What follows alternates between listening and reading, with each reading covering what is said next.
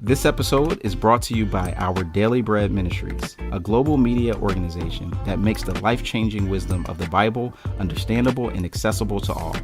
Visit whereyou'refrom.org for more information. That's from.org. So I am in the repair shop here at the Bus Barn where I work, my paying job until this podcast takes off.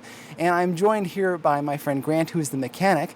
Thanks for helping me out, Grant. Anytime, buddy. Right. So we're standing in the back of a bus in the engine compartment. And so I'm just going to point to some things and say, like, what is this? What does this do? So I know what that is, but what is that?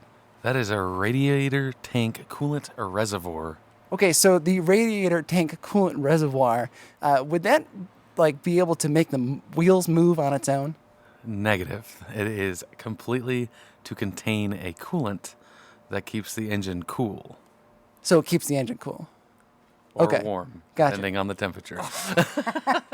Okay, great. So, and then, we've got this here, this, rubbery looking thing. What is that? That is your accessory belt. It is also known as a serpentine belt, and it takes a power from the motor to turn an alternator to give power to the batteries as well as the electrical system. If I were to just strap that to the front of the bus, would that be able to light the way in a dark night? Could I use that as instead of a light? No, that would be a party belt. This would be completely unuseful on the front of the bus. It has to be attached to the motor. Thankfully, Grant and I know each other, so he knows I'm not a complete idiot. I have asked this for you. This is true. Yeah. And the wheels on the bus, what do? They go round and round. Round and round? Yes. Where? All through the town? Absolutely. Sorry. This may seem strange, but we're kind of doing the same thing in modern Christianity. Like a bus with an air filter for an engine, we won't get far with the wrong part doing a job it wasn't intended to do. You're listening to the show that uses journalistic tools to look inside the Christian church. We press pause on the culture wars to explore how we got here and how we can do better. I'm Chris Starin, and this is Truce.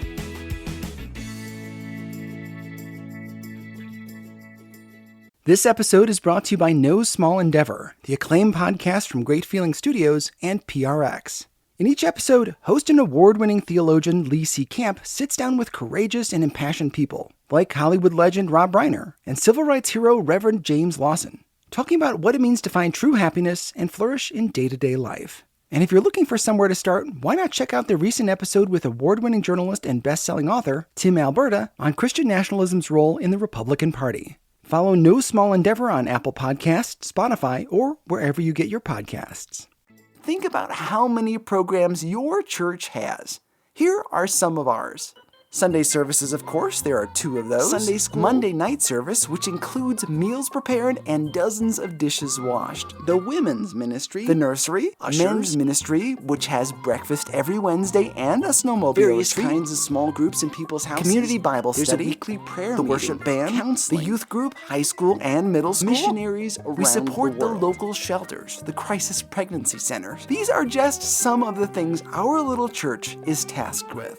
Other churches might have a choir, a singles ministry, soup kitchens. Modern American churchgoers often demand specific programs tailored to fit their needs. And for every program, we expect there to be a leader. Not just people who show up and do a job, but someone who will take a program and run with it.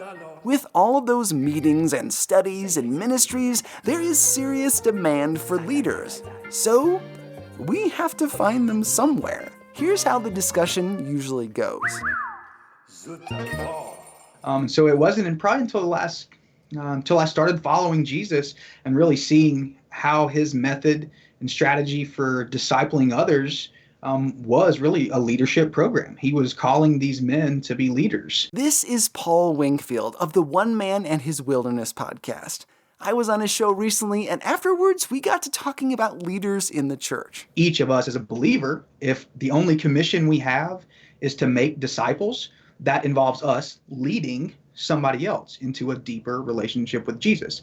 So I think there's two different aspects to it. I think we are all meant to lead, some just not in the context of an authoritative position. Jesus had an inner circle, the disciples. They followed him around, watching him do his thing. These guys then went out and shared the word about Jesus throughout the world. They were leaders. Or so the argument goes. Basically, if the disciples were all leaders, all modern Christians should be leading. It may be just one other person or someone we're discipling. Maybe we're teaching Sunday school, so therefore we're leading children. We should all be leading. And if you need help, you are in luck. There are conferences for that. The Thrive Leadership Conference, LeaderCast, the Outcomes Conference. Take the Global Leadership Summit. They advertise so aggressively. The assistant secretary at our church sometimes gets 2 emails every day just for that one conference. The GLS hires big names like Denzel Washington to draw audiences. I'm not sure what the star of Training Day has to say to a room of Christians, but there it is. There are podcasts from 5 leadership questions to Rainer on leadership, books, sermon series. The market for leadership resources is booming. Where there is money, there you'll find influencers trying to convince us that we should be more like them. In 2008, this phenomenon brought one man to question our love of leadership. That was Mark Galli, who is now the editor-in-chief of Christianity Today. He wrote an article called The Leadership Cult, where he questioned things like why we have a leadership magazine and nobody subscribes to, say, the Servanthood Journal. To his own admission, the article was a little cynical, but it had a lot of good things to say. As a journalist of evangelical life, I see many trends in our movement, some which are quite awesome and impressive, and others which get co-opted by the culture. And when I see either one of those things happening, I like to bring attention to it. So when we're doing great things and doing them well, I think it's really important that we note that and we praise that and we use it as an example. But then when we get co-opted by the culture, I think we need to note that as well to give us something to think about. One issue with emphasizing leadership is that it strains pastors. Some of us think that our pastors just spend the whole day sitting around the office planning sermons. But many are doing everything from counseling to building maintenance to handling parking lot issues. One person ends up doing everything. There is still a great deal of rhetoric going on about a pastor is first and foremost a leader. And I think that's true, factually speaking. That is to say, of course, he or she is in a position that people are looking to for guidance, for wisdom and insight on biblical issues. He or she is the person that has to take point on, many of the committee meetings of the church to make sure the church as an organization is surviving and thriving. But I think to put the emphasis on leadership is to create temptations, needless temptations for the pastor. And I do think that's a continual problem, especially the larger a church is. It is really a tension. If the pastor is doing all of these things, it's easy for the power to go to their head, to make them into a dictator, to manipulate people, or to obsess over numbers. Or to feel like every little issue in the church is their responsibility. If something isn't done or a member falls off the wagon, it can feel really personal, which leads to burnout. Now, Mark is in charge at Christianity Today. I mean, I am editor-in-chief. That's a big word, in-chief. He's the leader. So I asked how he deals with the pressures of leading at his organization. The way I think we try to work it around at Christianity Today, I think the way we exercise our leadership and our followership actually is like this. When I have let's say we hire a new managing editor and that person's reporting to me, I try to make it clear to them that one of my jobs as their superior, in a sense, or their editor-in-chief, my job is to make them successful. And I need to do what it takes to make them successful, to grow and mature in their own character, but also in their professionalism. But that I also expect them to take on the attitude that one of their jobs is to make me successful as editor-in-chief. And I think when we approach it that way, it allows me to lead appropriately in a way that I think keeps my head, my ego in check. He wrote the article on the cult of leadership 11 years ago. At the time, it seemed like a leadership book or two crossed his desk every week. I asked him if that was still the case. Not as many. It's still very much a cult in American life. That's for sure. Every college, every seminary, every organization seems to have a leadership institute still.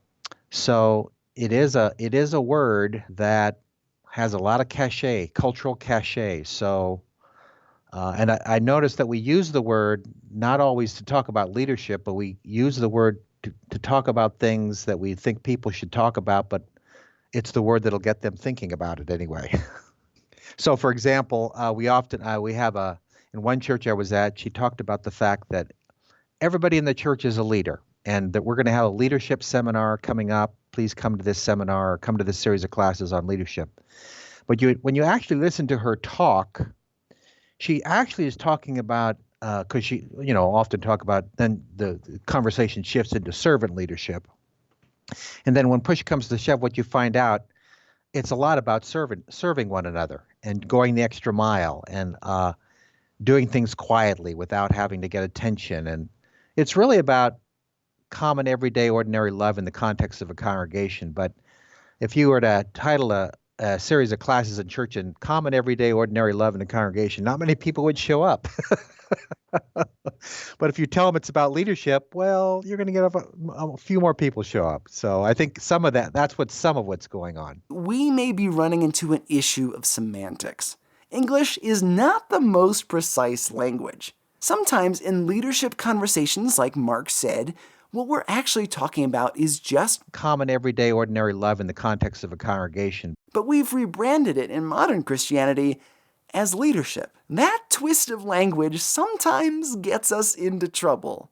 And I should say, I don't speak for the other people I've interviewed on the show from here on out. Remember our initial interview with my mechanic friend Grant? In the same way where not every part of a car is interchangeable, not every churchgoer has the same gifts. Instead of using the imagery of a car, the Bible uses the human body. This is in Romans 12 and in 1 Corinthians 12. A foot has a specific job. It walks, it kicks. But the foot can't say to the eye, pack your things, I'll do your job. No, because the foot can't see. Only the eye can see.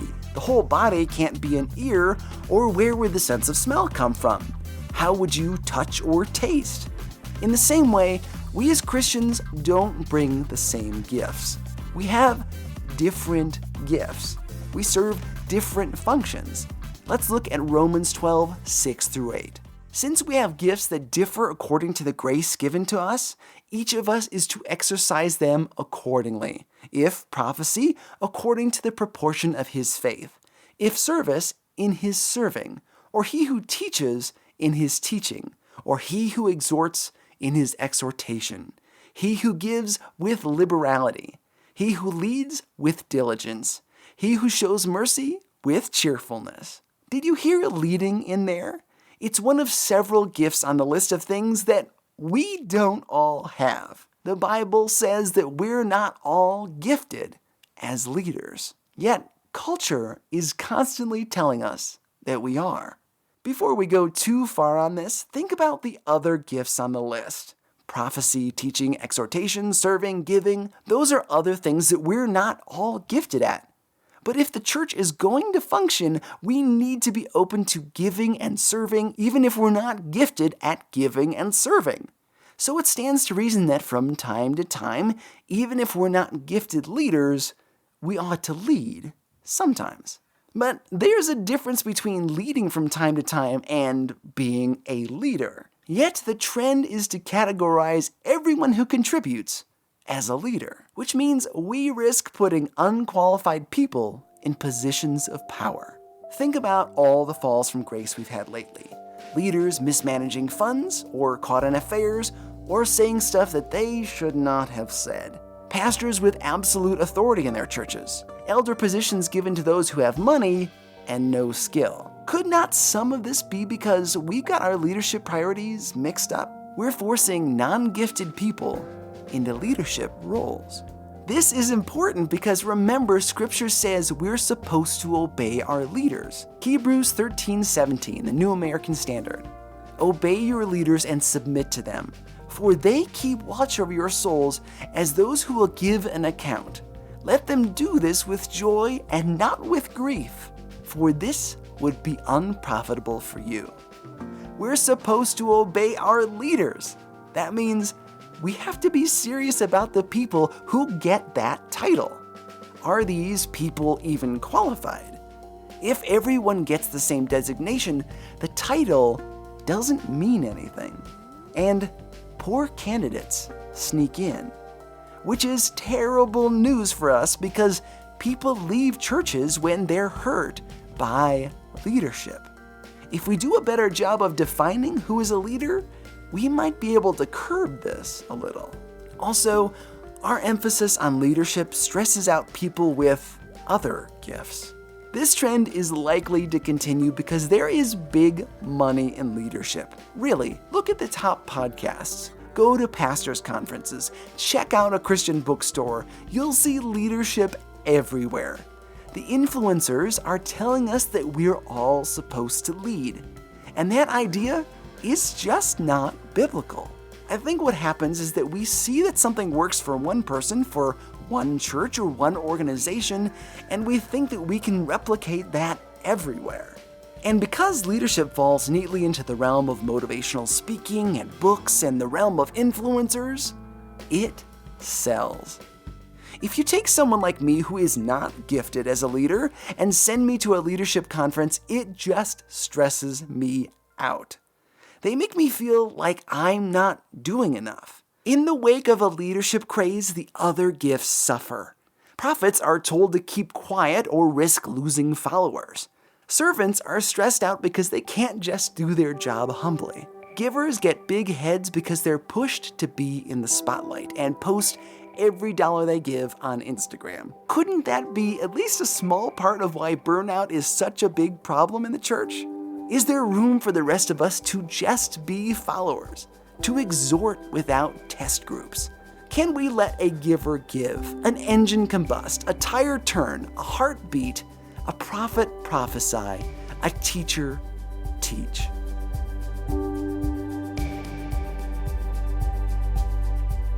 What do you think? Where's the line when it comes to leadership in our churches? Record a voice memo on your smartphone and email it to trucepodcast@yahoo.com. Again, the second half was my opinion and does not reflect that of Mark Galli or Paul Wingfield. I'll have links to both of them on the show website at trucepodcast.com. Find us on social media and remember that this show is listener supported. You can get links to our GoFundMe and Patreon accounts on the website. And please take a moment to rate this show on your podcasting app. It really helps. I'm Chris Starron with my friend Grant. Good day. And this is Truce. Well, thank you for helping me out. Anytime. Yeah, that's all I needed. Yeah, That's all? Easy. That's kind of Super boring. easy. You Yeah. gotta do more. Okay. Well, hey, we'll do another episode.